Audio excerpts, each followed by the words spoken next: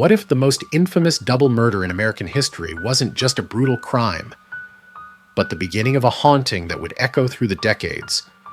What if the creaking floors and cold spots of a modest Victorian home in Fall River weren't just relics of age, but the lingering weight of unspeakable violence? The Lizzie Borden case has fascinated true crime enthusiasts and paranormal investigators alike for over a century. It's a story of wealth, repression, and bloodshed. And for those who visit the Borden house today, it's not just the history they come for, but the ghosts. Welcome to Phantom Astronaut's Midnight Mystery School, where we explore the eerie, the unusual, and the fantastic. If you enjoy peeling back the layers of the haunted and historical, be sure to like, share, and subscribe to the channel. Now let's revisit the Lizzie Borden murders, and the reports that the house may still hold the spirits of the dead. On the morning of August 4th, 1892, the Borden household was quiet. Too quiet. Inside the home at 92 2nd Street, Andrew Borden, a wealthy but notoriously frugal businessman, was found murdered on the sitting room couch, his face bludgeoned beyond recognition. Upstairs, his wife Abby Borden lay in a guest bedroom, also brutally killed, struck repeatedly in the head with what authorities believed was a hatchet. The force of the blows had nearly decapitated her. There was no sign of forced entry, no witnesses, and only one person in the house who could not account for her whereabouts during both murders: Lizzie Borden, the 32-year-old daughter of Andrew. What followed was one of the most sensational trials of the 19th century. Newspapers from around the country descended on Fall River. The public was captivated by the apparent contradiction. A prim, church-going woman from a respectable family accused of a savage, blood-soaked crime. Lizzie's demeanor was cool, even strange. She contradicted herself during police interviews. She claimed not to have heard anything during the killings, and yet, despite strong circumstantial evidence, she was ultimately acquitted. There were no bloody clothes, no murder weapon definitively linked to her, and no clear motive that could stand up in court. Still, many believed, and still believe, that she was guilty. But whether Lizzie murdered her parents or not, the story didn't end with the trial.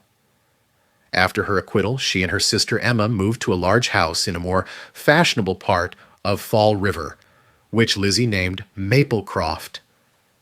She lived there until her death in 1927, largely ostracized by the community. But it's the original family home, where the murders took place, that remains at the heart of the mystery. And according to many, it remains active with the echoes of that terrible day.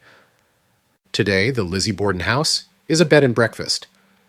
You can sleep in the very room where Abby Borden was killed. You can sit on a replica of the sofa where Andrew drew his final breath. And many who do claim they've encountered something that can't be explained. Guests report hearing footsteps pacing through empty hallways. Doors slam on their own. Cold spots appear and vanish. Disembodied voices are heard in the middle of the night. Some claim to see full apparitions, figures that match descriptions of Lizzie or of her stepmother Abby, still roaming the halls as if trapped in the moment of their death. One of the most frequently reported phenomena is the sound of weeping. Visitors say it often comes from the guest room upstairs, Abby's final resting place. Others describe a sense of being watched or a sudden intense feeling of dread while standing at the foot of the staircase. Paranormal investigators have recorded EVPs, electronic voice phenomena, capturing whispers, cries, and once a chilling voice that simply said, "She did it." Then there's the basement. Though it wasn't the scene of the murders, many guests describe it as the most oppressive part of the house. Some refuse to enter it entirely. Investigators have brought EMF meters, thermal cameras, and spirit boxes, hoping to contact whatever remains. The results are often unsettling: names spoken aloud, cold drafts with no logical source, and the distinct feeling of being unwelcome. Skeptics, of course, say it's all just suggestion. The power of the story, they argue, is enough to make people feel like they're being haunted. But even the skeptics often leave the Lizzie Borden house with more questions than answers. And perhaps that's what makes the Borden case so enduring. It's not just the brutality of the crime, it's the ambiguity, the open-endedness. Lizzie was never convicted and no one else was ever arrested. It's a story with no resolution, a murder with no justice. The house feels unfinished, like the story is still being told. Some believe Lizzie haunts the house because she was misunderstood, that her spirit lingers, desperate to clear her name. Others believe she's guilty, and that her soul is bound to the site of her crime, unable to move on. Still others claim it's not Lizzie at all, but the victims, Abby and Andrew, replaying their final moments over and over again, caught in a terrible loop of violence and betrayal. There's also the theory that the house itself absorbed the trauma, that certain locations, through tragedy and intense emotion, become imprinted with energy, that what we call ghosts may not be spirits at all, but echoes, residual impressions of something too powerful to disappear. And in the Borden house, those echoes are loud. Over a century later, the Lizzie Borden story continues to captivate. It's been the subject of books, movies, documentaries, and endless speculation. But for all the retellings, the facts remain simple and strange.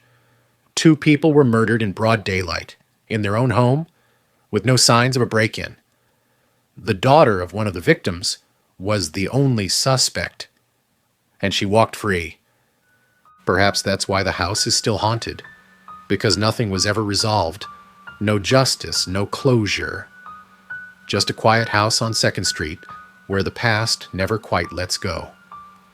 Thank you for joining me on this journey into one of America's most enduring true crime mysteries, and one of its most haunted houses. If you enjoyed this video, remember to like, follow, and subscribe.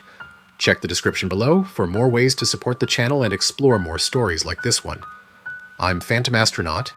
I'll see you out there.